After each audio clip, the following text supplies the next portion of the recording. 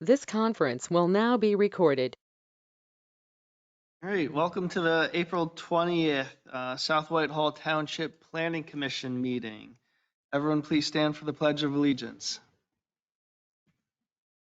Pledge allegiance to the flag of the United States, the Republic, nation, liberty and justice.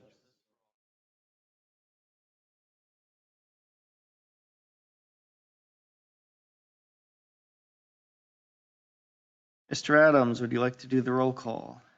Yes. Trevor Dombach. Online. Tim Dugan. Here. Andrew Flagg. Not online. Brian Height. Here. Diane Kelly. Here. Oh, good. Mark Gluth. Here. David Wilson. Here. 5 members present, sufficient for a quorum. I'd also like to recognize township staff and consultants that are here. Greg Adams, township planner, Laura Harrier, zoning officer, Chris Stroller, long range planner, Joe Zader with Zader Law, township solicitor. Mr. Adams, would you like to do the meeting rules? Yes. For an orderly meeting wherein all attendees may be fully able to participate, we ask that you adhere to the following rules. Please mute your microphone or telephone to avoid background noise that may cause interference in the meeting and make it difficult for others to hear. The staff may mute the microphones of remote attendees if needed. Public questions and comments will be taken at periodic intervals throughout the agenda. We will start with no time limits, but the Planning Commission Chairman may impose a time limitation if there are many questions or if the meeting is running short on time. For in-person attendees, raise your hand to be recognized and then move to the podium where you are when directed and state your name, address, and comment or question. Please remember to turn the podium microphone on before speaking and off when done. For remote attendees, the chat box feature will be active throughout the meeting. If you have a comment or question, please type your full name and address in the chat box, which is the speech balloon icon somewhere in the upper right, unless they've moved it. When you are recognized and so directed, please unmute your microphone and state your comment or question. Mute your microphone when done. For those accessing the meeting by phone only, staff will periodically ask for caller comments and unmute all callers. Callers must identify their name and address prior to making comment. Your cooperation and adherence to these rules will ensure an orderly and respectful meeting. Thank you.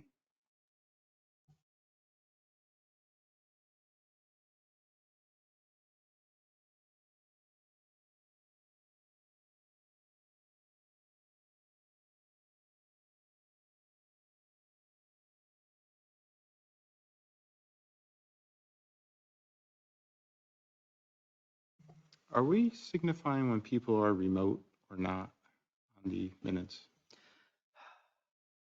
Because I was remote last time. If you would like that to be the policy, I can implement that. I mean, I didn't, that's the only thing I noticed, but I would just say the Sunshine Act does not require it technically. Yeah. Up to the Planning Commission. You guys. Something we want to think about? doesn't matter to me. Okay. Because even No, it's even with all these technologies, 3 seconds. even when you're remote, sometimes you miss a little bit. Is everyone's microphone on? There's a comment from Diane that she couldn't hear, or it was maybe going in and out. Oh, I mentioned Diane's name. Mine was not on, so I'll just repeat for Diane and anybody else who's listening.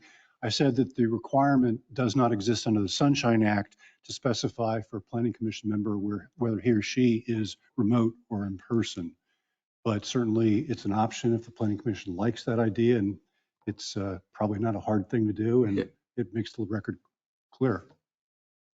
Yeah, I'd say you can do it without too much. Raw, we'd like for tonight, we'd just say Diane's remote. Mm-hmm.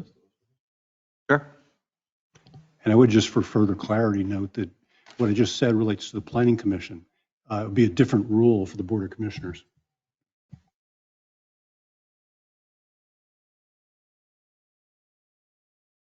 Great. So does anyone have any corrections to the minutes?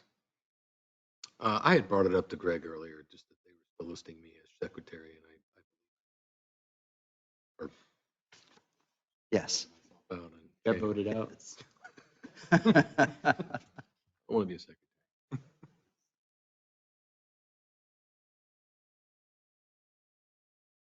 Other than that, I make a motion to approve. Second.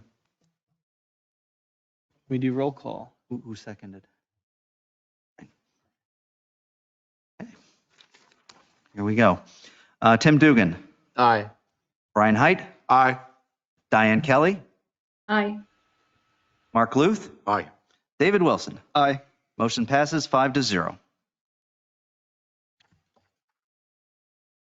All right. As previously indicated, agenda item number 4, subdivision review for the Ridge Farm project. That's been, they've been removed, so they won't be presenting tonight. So we're on agenda item number 5, zoning ordinance amendments. Greg, would you like to discuss amending section 350-42H, height exception? Yes. All right. How many people do we? Never mind. Through a recent zoning appeal, staff discovered that section 350-42H, height exceptions, is sufficiently ambiguous to merit clarification. The current section appears to be intended to permit certain features typically located on a roof or attached to the side of a building to exceed the maximum height permitted within a given zoning district. The subsection requiring the clarification states, when attached to the roof of an existing or proposed building and not otherwise permitted as an accessory use, the height of the building, structure, or portions thereof shall not exceed 140% of the height of the principal building. The ambiguity stems from whether the 140% of the height is measured from roof or grade. The zoning district wherein the buildings are limited to 50 feet, the additional 140% could result in either a 70-foot total height when measured from grade, or a 120-foot total height when measured from a 50-foot high roof. Obviously, the 70-foot maximum height in a building within the IC1 zoning district further amplifies the maximum possible height. Staff opines that the 140% stated in the ordinance refers to the measurement from grade and would like to amend the section to clarify the point. I did bring this to the Planning Commission at their March 17th meeting as a first look. Since then, staff has had some discussions regarding the special exception provision that had been originally proposed. This had been before the Public Safety Commission at their meeting about a week and a half ago with a question of how high could they go before they could effect a rescue. And their response was that they could effect a rescue anywhere. So with that safety factor in mind, that provides no limitation. So we were kind of interested in falling back on aesthetics. And the easiest way the staff thought of handling that would be to remove the special exception portion of this proposed ordinance. Simply leaving the ordinance little unchanged from its current status, other than clarification. Since that point, we have had some questions as to how one defines attached to a building. That was one of the issues that came up during the zoning appeal that triggered this. And we kicked around several ideas there. This had been discussed in the pre-meeting, and I will do it again for those who hadn't heard it. Basically, the concept is, does it matter where the appurtenance to exceed the height limitation is attached and how? Obviously, if we're measuring from grade and you have a 50-foot maximum height, the appurtenances that are sitting directly on the roof can go up to 70 feet.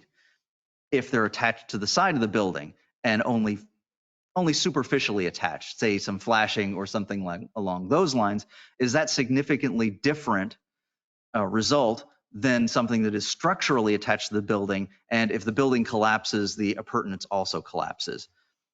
That is a question for the Planning Commission. A number of staff people thought it really wasn't relevant when you get down to it. There were some staff people who thought there was some relevancy to it. But in the end, any appurtenance, whether superficially attached or structurally attached or sitting directly on the roof, would be limited to 140% of the building height above grade. So that's really one of the questions that we would like to get from Planning Commission, and any residents in the audience, get your opinion on that tonight so we can have some direction as how to address that.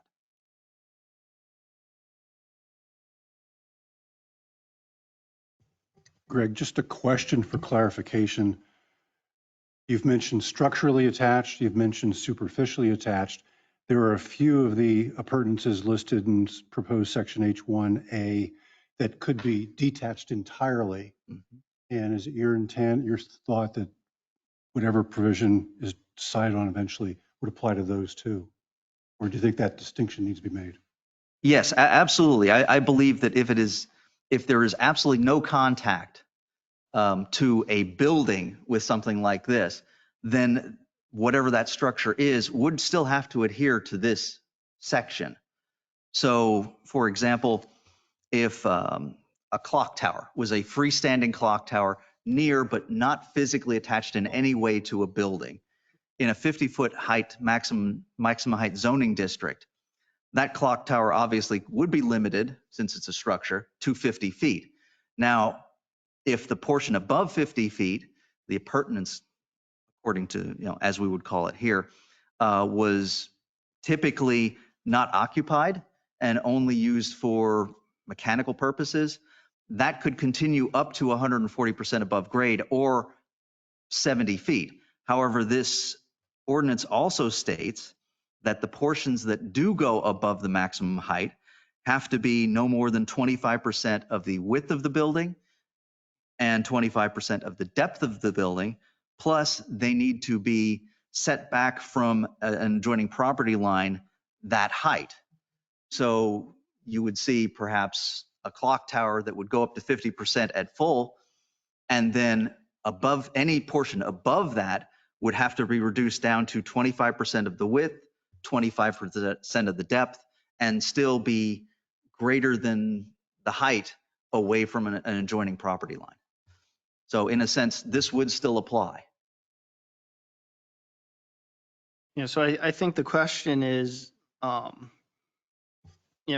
regardless if it's attached or not, the height requirements will apply and they don't change. The question is when it's limited to 25%. So if it's attached, that 25% is a bit bigger than if it's not attached. Exactly. It's meant to be a sense of scale.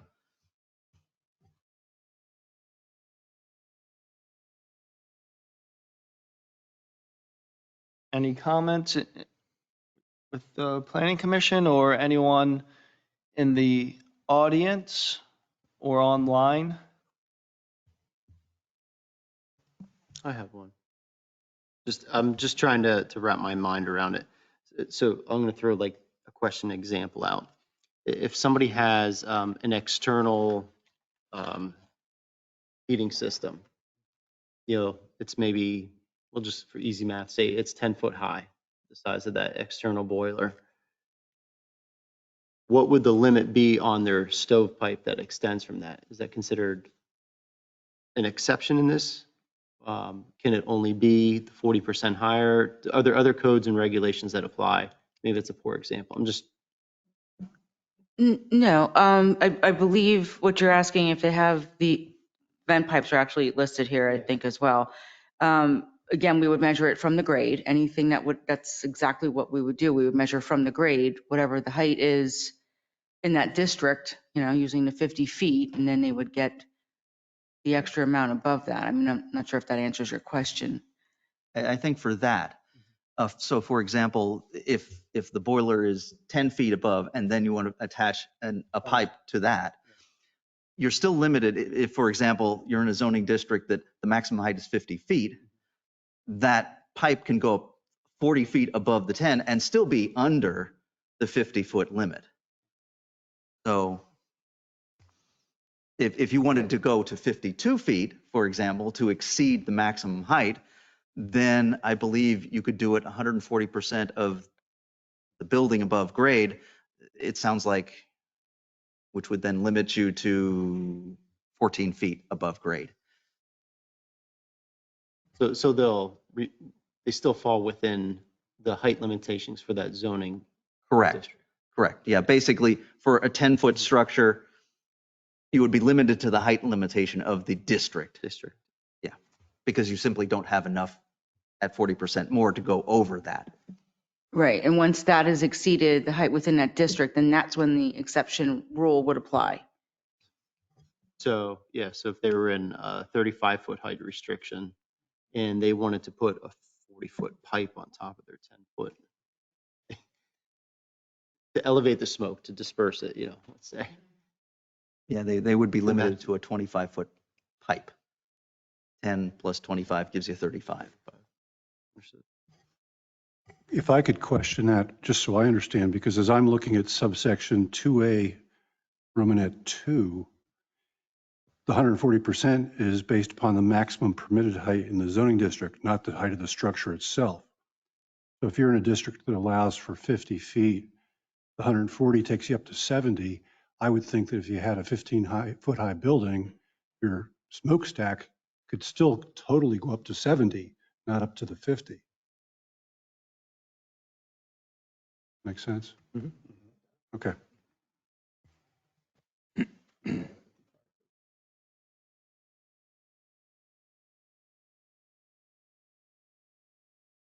All right, any other comments? Not seem to be anyone, is there anyone online? We have 4 attendees online, including Diane. If anyone online wishes to make a comment, you can put in the chat and I can read it, or you can unmute yourself and speak now.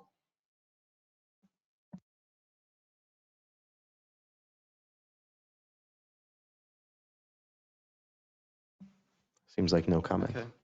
Was there any, final cleanup? I believe that's needed, a little final cleanup. So we saw it last month. There was a lot of good suggestions provided. Seems like most of those suggestions were implemented, and I think we're getting close. I think one more round, and we could take a final look next month. Yeah, So do we need to? we're quite willing to do that. There's no time limitation on this, so you can just say that's it. Sorry, I had one other question for clarity. Maybe section 2A3. Yep. Just to understand it, that for all portions of the appurtenances, thank you, that exceed the maximum permitted height shall be set back from the property line the distance equal to the height at that spot. Mhm. Is that for the height that is in excess of what the zoning district allows, or total? I believe Yes, the intent is for the excess. Yes, so all portions of the appurtenances that exceed the maximum permitted height need to adhere to that fall zone. So if it stays under the maximum permitted height, that does not apply. So if the maximum permitted height for that district is 50 feet and you have an event that goes up 10 feet, that 10 feet would need to meet a fall zone.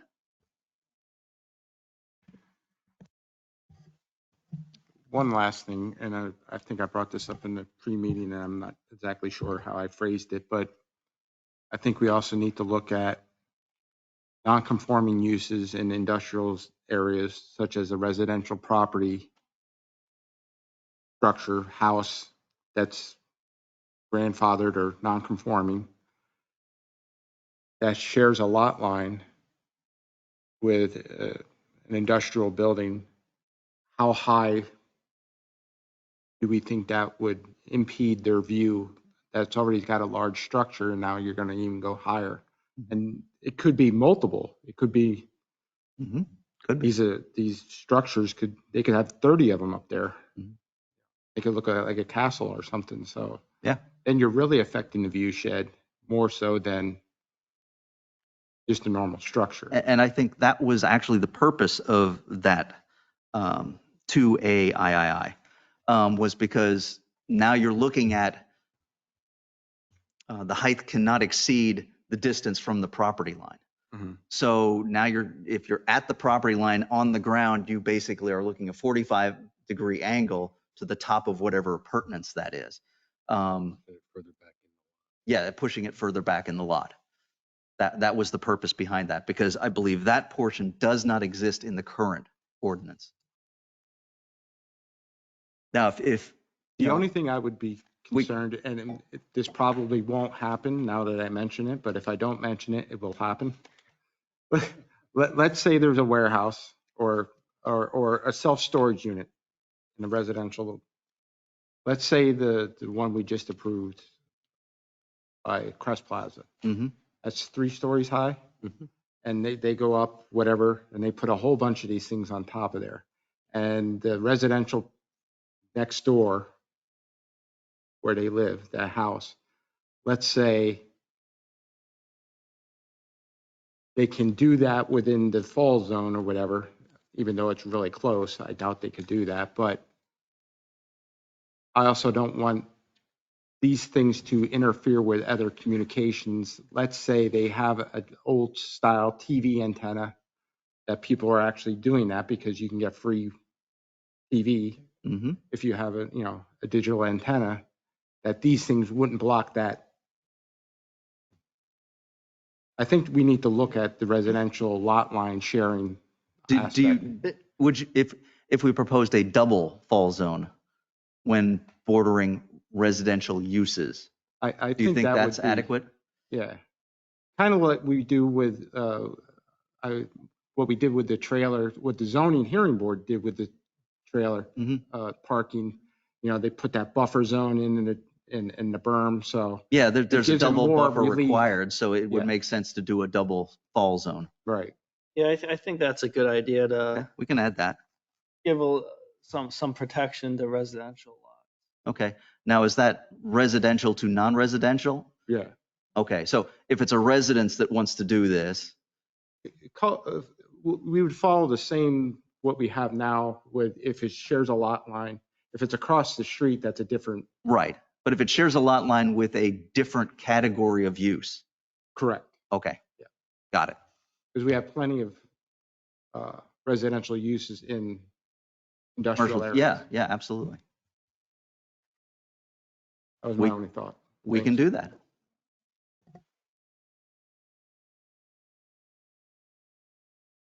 All right. Do we need to make any votes on this? I don't think we do, but if you want to, nothing says you can't. We'll just, next month, we'll see the revisions.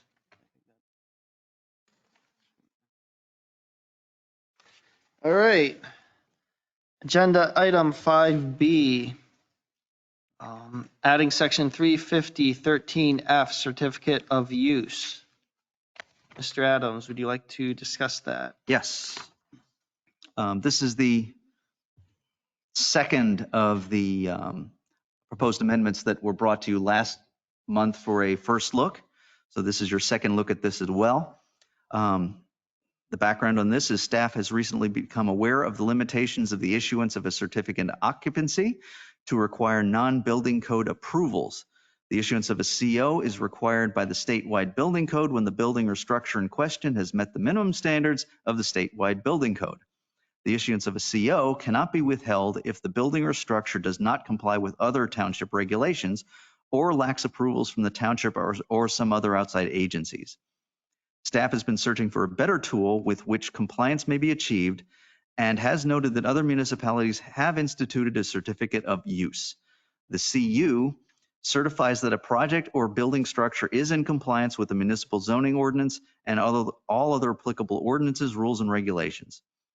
These projects or buildings operating a use without a zoning This conference will now be recorded.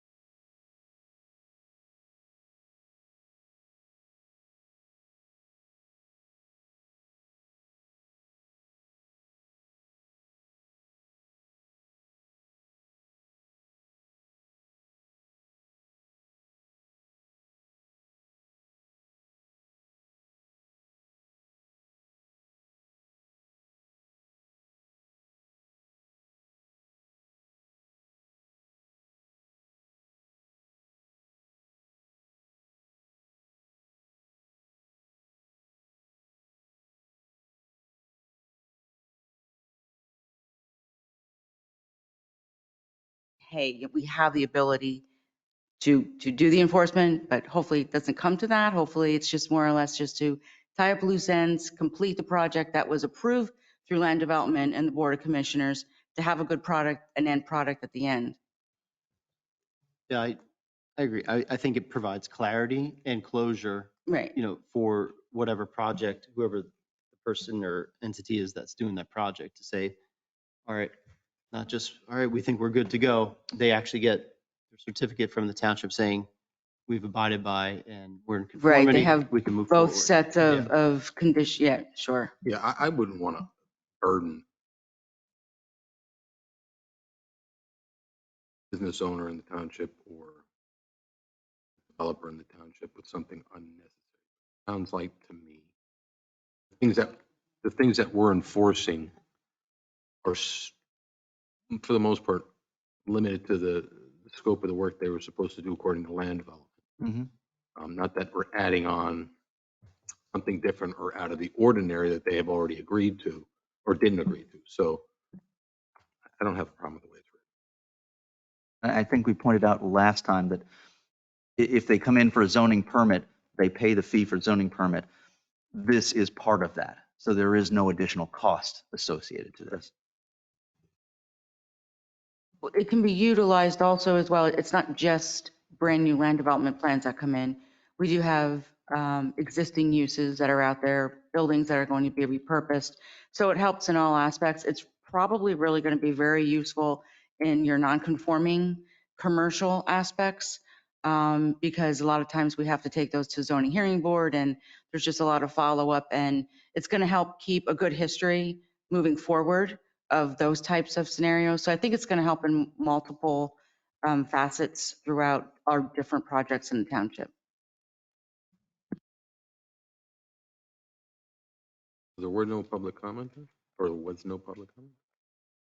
Audio is back up. I just said in the chat, if anyone has any questions about what we missed, we can answer those. So if anyone has any comments or questions about the certificate of use permit, please feel free to put them into the chat or unmute yourself.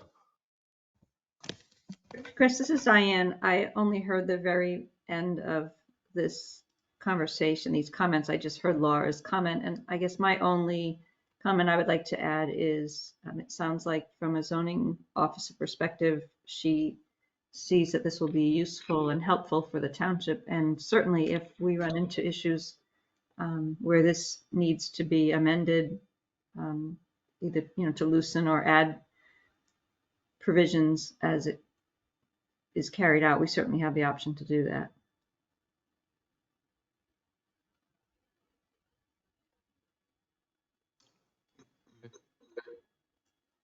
All right. Any more comments? Just want to make sure everyone has an opportunity. Hey, does anyone want to make a motion? Yeah, I'll make a motion that we add section 350-13F certificate of use zoning amendment 2022-504. I'll second. All right, Mr. Adams, can you do a roll call? Yes. Tim Dugan. Aye. Brian Height. Aye. Diane Kelly. Aye. Mark Luth. Aye. David Wilson. Aye. Motion passes 5-0. Thank you. And just for clarity, that effectively means that this is ready to move on to the Board of Commissioners for consideration. Thank you. All right, agenda item number 6, we do not have a transportation infrastructure update, so we will bypass that. Agenda item number 7, courtesy of the floor. Is there anyone that has anything they would like to discuss? If you turn on the mic. Hello, my name is Mike Lepsonsky. I'm a resident of South Whitehall, 3781 Walbert Avenue, right down the street. And this, we're here today. My uncle, Ted Lepsonsky, who lives on Huckleberry Road, right down the street. we had an engineer that was supposed to come here tonight to represent us and kind of display our plans that we've had for the last about 3.5 years. Mr. Adams is familiar with our project. Our project is a piece of land that my uncle owns that he would like to sell to me, as long as we get permission to do a self-storage facility along Route 309. The properties run, you'll be familiar with the property. It runs from Snowdrift Road down to Huckleberry Road on the, I believe that would be the western side of the road. It's a rocky, hilly kind of property, and it runs along Blue Barn Road on the backside. So there's a road frontage on all 4 sides of the property. But we were coming here today to kind of explain a little bit more about what we are proposing. But Mark Bradbury, who you may be familiar with, is our engineer, and he had called maybe about an hour and a half ago saying that he wasn't feeling well, he was sick. So we just wanted to at least come here today to let you know that we were here, and we're looking to come back next meeting to continue the discussion.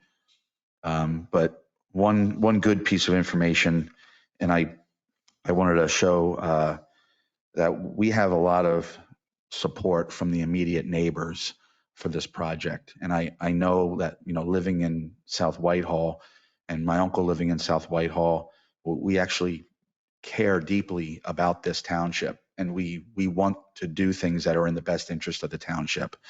We understand it's not just a one-sided development. So we also felt that what really matters is what people think and what neighbors want. And so Ted took the liberty to basically go door to door and over the last week and just kind of speak to people along Blue Barn Road and Huckleberry Road and Route 309. And he actually has, signatures, names, addresses, and signatures from all these people. And it's just a simple letter that says, to South Whitehall Township. As residents of South Whitehall Township, we have no objections to and are in favor of the self-storage facility proposed by Ted and Michael Lipsonsky. We feel this is a positive use of the 17.6 acres of land located at 4828 Huckleberry Road with the least amount of traffic and the least amount of intrusion while providing a resource to the members of the community. So we just wanted to share that portion of it with you, and also say, I know you hear a lot about self-storage, and it could be monotonous. It could be something that you're used to people requesting, but there is such a huge demand for it, evidenced by the development down where the Shoemaker Jeep dealership used to be. I mean, people these homes are built with max lot coverage ratios and very, very minimal space for people to store things. So all these people that are going to be living in these brand new communities really do need this type of facility, especially with, I think it's 900 residences going in up the street. So, us living here, we're not transplants from another state. We're not, pirateers that are coming into this area for the first time, trying to capitalize off of the bustling and booming economic growth of the Lehigh Valley. We're lifelong Allentonians and now South Whitehall residents that, deeply care about the community and have thought hard about this development and just really, truly believe it will benefit, not just us. South Whitehall will benefit. And I know that the people moving into all these homes are going to benefit. Traffic wise, it's such a low impact traffic wise. We couldn't think of a type of development that could create less traffic than this. And I know these are the big concerns, is what do the neighbors think? Who's going to call the township complaining? I'm sure that's very unpleasant to deal with. Who's going to complain about traffic? All these things to me are a positive, will be a positive result. So these are the things that we wanted to share with you today. And we've been waiting for about 3.5 years. We understand COVID happened. We understand that the comprehensive plan is just something that was just a very strenuous, tedious, time-consuming task to take on. So we understand why things took so long, and we just been kind of waiting for this opportunity, and we thank you for considering our proposal. Okay, thank you. Thanks for your input, and it does help when you reach out to the local neighbors and get their feedback. Yeah, I would recommend putting a sketch plan together, submitting that to the township. Even meeting with township staff and possibly the engineer to get off to a good start to make sure the project is code compliant, because that's ultimately going to have a lot of impact, the zoning code and the saldo. I think we need to point out something here. Just around the start of the comprehensive plan process, Mr. Lepsonsky submitted a rezoning permit for his property. At that time, he was told, we've just started the comp plan process. We're going to put any rezonings on hold until that is completed. So as he says, he's been waiting 3.5 years for an answer to his rezoning request. Now, he cannot build a self-storage facility on the lot as it's currently zoned. Mhm. So just a process-wise, you have to consider the rezoning first in whatever format he wants it to take, but that's got to be considered before he can move forward with any land development plans for a self-storage facility. So I think what he's asking for is some consideration as to should he move forward, how should he move forward? Yeah, so I guess the first question is, maybe Joe, this is something you could answer. If someone wants a zoning map change, what is that process? And we're hearing this for the first time, so we may not be able to provide immediate feedback. We may need to think about it and might be able to provide more feedback the next meeting. But what exactly is the process for a zoning map change? Sure. Any resident, any property owner is allowed to submit a request to a municipality, and different municipalities have different requirements, but those are procedural. I'm not sure the specifics in South Whitehall, but I would suspect that there's a fee to be paid for the review that has to occur, and there's a submission package that you'll have to put together, and information in that package would include the specific request and a map change. Even though it's a map change that you're requesting, it is an ordinance that would have to be adopted, and typically that would get submitted. That then goes to the Board of Commissioners. There'll be some staff review and input. It would make sense to get your package in the best possible shape before it goes to the Board of Commissioners. But ultimately, when it goes to the Board of Commissioners, because it's a legislative act, they can refer to the Planning Commission for consideration. They can say, no, we're not interested, or they can table it and take it under advisement. And assuming it's referred to the Planning Commission for consideration, it's then reviewed in detail. Staff looks at it, Township engineer looks at it, solicitor looks at it, and of course the Planning Commission looks at it. And ultimately the Planning Commission makes a recommendation to the Board of Commissioners as to whether the Planning Commission supports the adoption of the map change. And assuming that the Board of Commissioners sees fit to move forward with adoption, or at least consideration of adoption, there'll be public advertising. There'll be a hearing set for consideration, just like there would always be for any kind of zoning ordinance or zoning map change. And then ultimately, if the board wishes to vote on it, they can do so. Following that vote, assuming it's favorable, that change is in effect. So for your particular use, I'm not sure what zoning districts in the Township of South Whitehall would allow for self-storage, or maybe one district or maybe multiple districts, but you'll have to decide what your request is for that submission. And Mark can help you with that. Thank you. I know rezoning a piece of land is not the easiest thing to accomplish, and I want to be upfront that I'm aware that that is not the easiest path to take. I think the reason why we waited so long is because we thought there was a chance that with the the comprehensive plan, that there was a chance that this parcel, being that it's about 1,300 linear feet of road frontage on 309, it may have been looked upon by and said, we are going to change this piece of property from rural residential. Right now, it's partially rural residential, and the other part is neighborhood commercial. So it's actually a combination of things. But we thought that maybe it would be rezoned and to our favor, just because of how much of this property is on 309. Let me address that. The comprehensive plan is essentially a high altitude view of what the Township Board of Commissioners, with the support of the Planning Commission, thinks makes sense for the future of the township.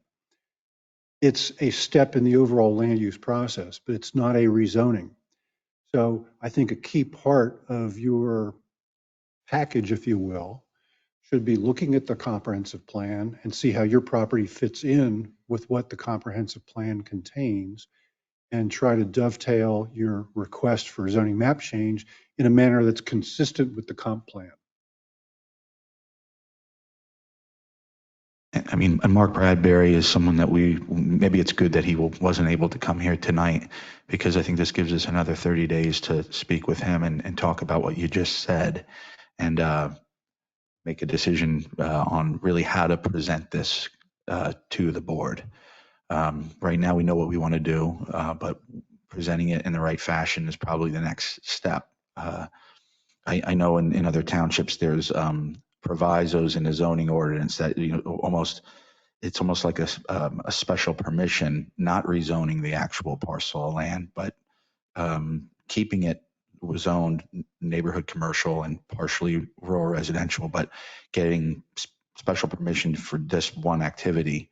And then if that activity would ever cease, no other type of business can go there. It just gets removed, and the zoning remains. What you're really referring to is a use variance that would go through the zoning hearing board. And Okay. that option is always available to you to pursue. It's been available, but candidly, for a use change like you're talking about, legally, it might be a challenge to succeed in that route. But that's for your advisors to look at and ascertain for you.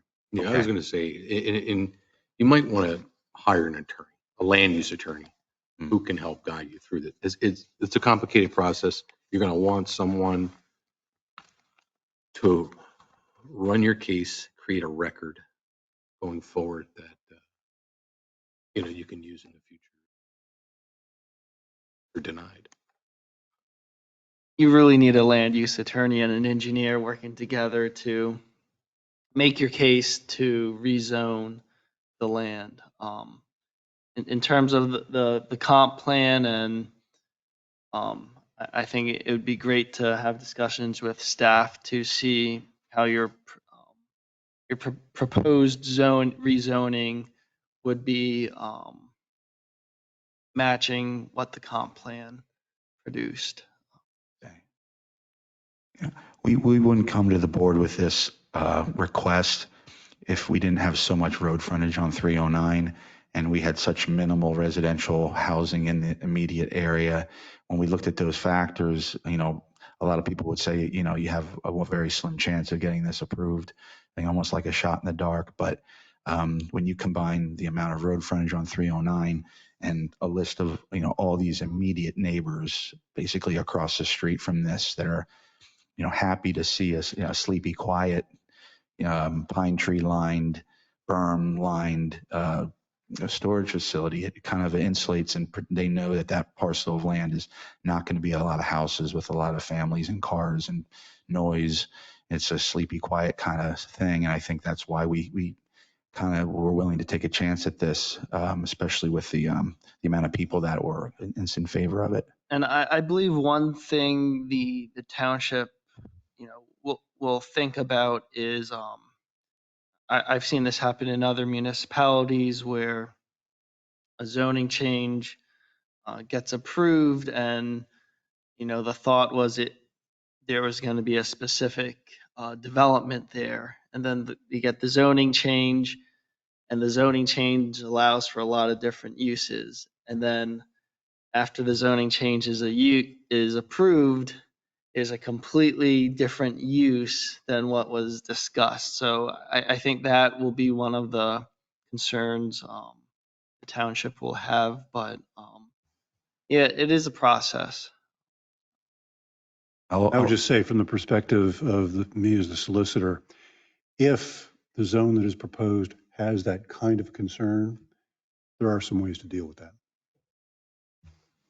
And that's great to hear because we're sincere. We're going to build what we say we're going to build, and we're willing to even uh, accept a restriction that says, you will build a storage facility or nothing else. Because I understand how it is to be in your position. People will lie to you and then they say one thing and do something else. And then the whole community is coming at South Whitehall. And it's a very unpleasant situation to be in. So, however, it can be written where it is restricted for this particular facility of self-storage only, we would be happy with that. Okay. Okay. Thanks very much. Thank you.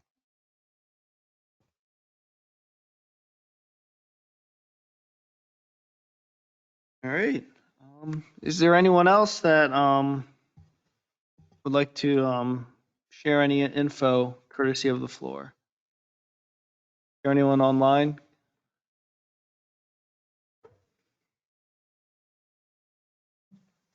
We still have attendees online. If anyone has any comments, please unmute yourself or put them in the chat.